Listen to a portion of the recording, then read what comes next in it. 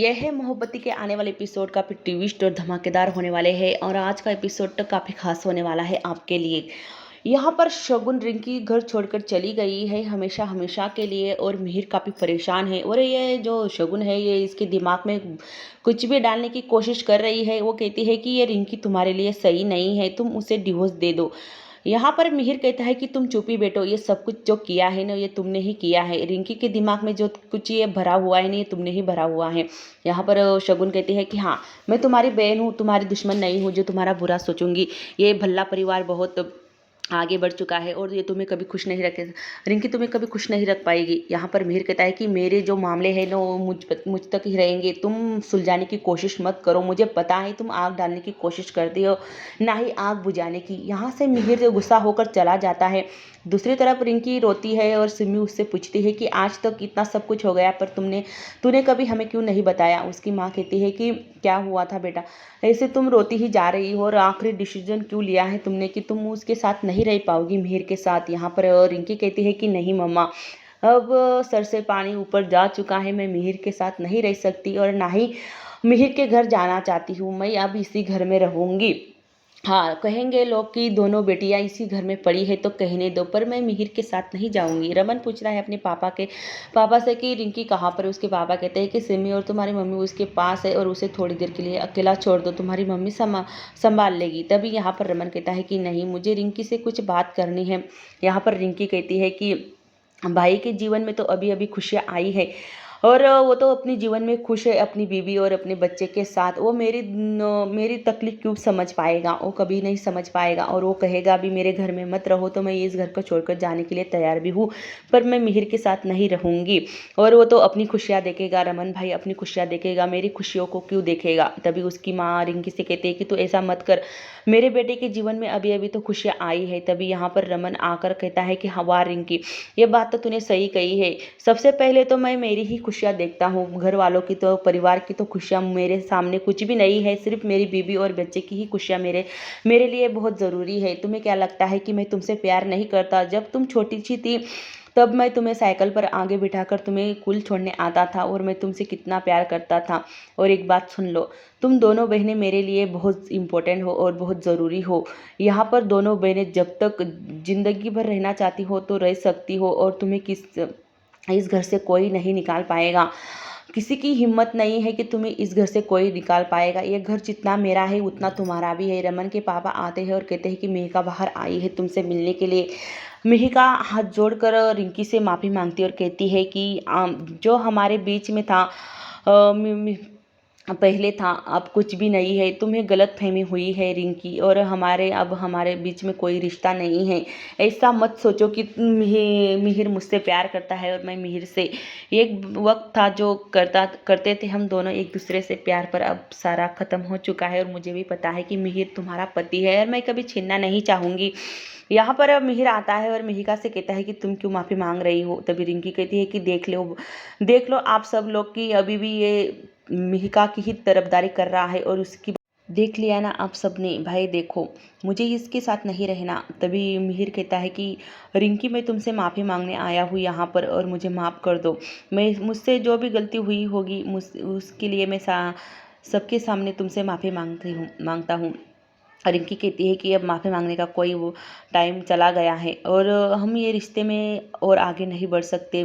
मिहिर कहता है कि ऐसी कौन सी गलती कर दी है मैंने, तुम मुझे थोड़ा वक्त दो हमारे रिश्ते के लिए, हम दोनों मिलकर हमारे रिश्ते को संवार लेंगे और तुम ऐसे कैसे घर छोड़कर आ सकती हो। यहाँ पर रिंकी कहती है कि उस दिन तुमने जब शराब पी थी और नशे की हालत में तुम सिर्फ मिहिका का ही नाम ले रहे थे, तो लोग जो भी कहते हैं सच कहते हैं कि नशे की हालत में आदमी सच ही कहता है, तो तुम उसी के लिए आज भी उसी से प्यार करते हो, उसी से प्यार करते हो, तो ये रिश्ता आगे बढ़ाने से क्या फ़ायदा है। और क्या ज़िंदगी भर मैं ऐसे ही रिश्ता आगे बढ़ाती रहूँ और प्यार नहीं चाहिए मुझे। और तुम्हारे दिल से कभी मिहिका नहीं जाएगी, मुझे भी पता है।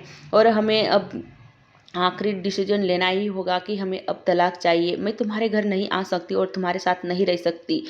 यहाँ पर मिहिर रिंकी से काफ़ी माफ़ी मांगता है और कहता है कि हमारे रिश्ते को एक मौका दो, हम सारे गलतफहमी जो है तुम्हारे मन में वो मैं दूर कर दूंगा। सिर्फ एक मौका दो। यहाँ पर मिहिका भी उसे समझाती है रिंकी को।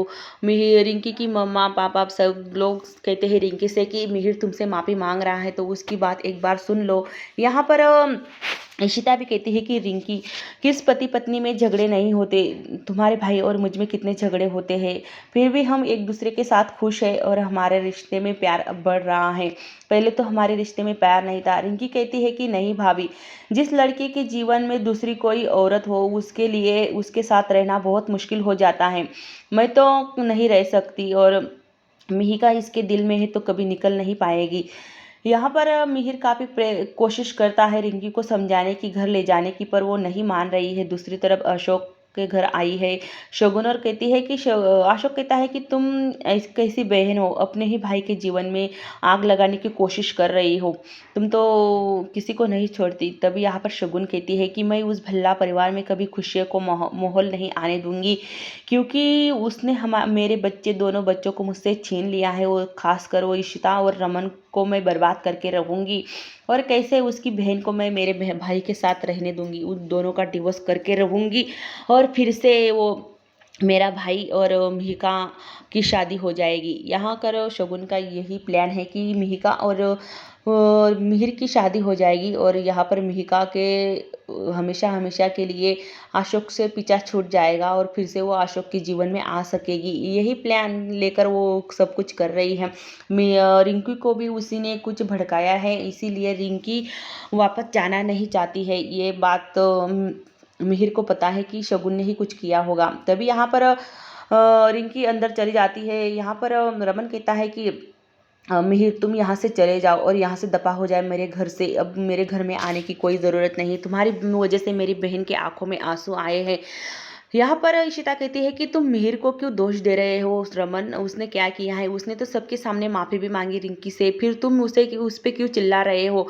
ये सारी बातें गुस्से में भी नहीं, शांति से भी हो सकती है और तुम इतना गुस्सा क्यों दिखा रहे हो। रमन इशिता से कहता है कि तुम तो चुप ही बैठो, आज मेरी बहन पर बात आई है, कोई भी हो मैं उसे छोड़ूंगा नहीं। और तुमने ही ये शादी करवाई थी, तुम्हें ही बहुत शौक था ना ये शादी करवाने का, देख लिया नतीजा शादी करने का, मेरी बहन की ज़िंदगी बर्बाद हो गई है इस मिहिर की वजह से। मिहिर तुम यहाँ से चले जाओ, आज के बाद मेरे घर के आसपास भी मत नज़र आना, नहीं तो बहुत बुरा होगा तुम्हारे साथ। यहाँ पर इशिता कहती है कि ऐसे बात किसी से नहीं करते। तभी मिहिका भी कहती है कि जीजू इशिता ने कुछ ही नहीं किया, आका ने कुछ नहीं किया। वो कहता है कि तुम चुप ही बैठो, तुम तुम्हारे घर जाओ, तुम्हारा कोई संबंध नहीं है यहाँ पर बोलने का। तभी यहाँ पर इशिता कहती है कि वो मेरी बहन है। तभी रमन कहता है कि ये तुम्हारी बहन है तो रिंकी भी मेरी बहन है और मेरे बहन के लिए मैं कुछ भी कर सकता हूँ, तुम्हें घर से बाहर भी निकाल सकता हूँ। तभी यहाँ पर इशिता कहती है कि ये भी मेरा घर है। तभी रमन कहता है कि तुम्हारा घर नहीं है, मेरा घर है और तुम यहाँ से चली जाओ अपने माँ बाप के घर, यहाँ पर रहने की कोई ज़रूरत नहीं है। यहाँ पर इशिता इतनी शॉक हो जाती है कि रमन उससे इतनी गुस्से में बात कर रहा है और घर से बाहर निकालने की बात कर रहा है। यहाँ पर रमन कहता है कि तुम निकल जाओ मेरे घर से, तुमने ही करवाई थी मेरी बहन की शादी इस मिहिर के साथ और देख लिया क्या नतीजा हुआ। तभी इशिता कहती है कि ये शादी मैंने करवाई थी पर सबने आशीर्वाद तो दिया था ना, सबको तो तब पसंद आया था मिहिर, और सब लोग तो तब कह रहे थे कि मिहिर अच्छा लड़का है और अच्छा ही है वो, पर रिंकी नहीं जाना चाहती तो उसमें इसकी क्या गलती है।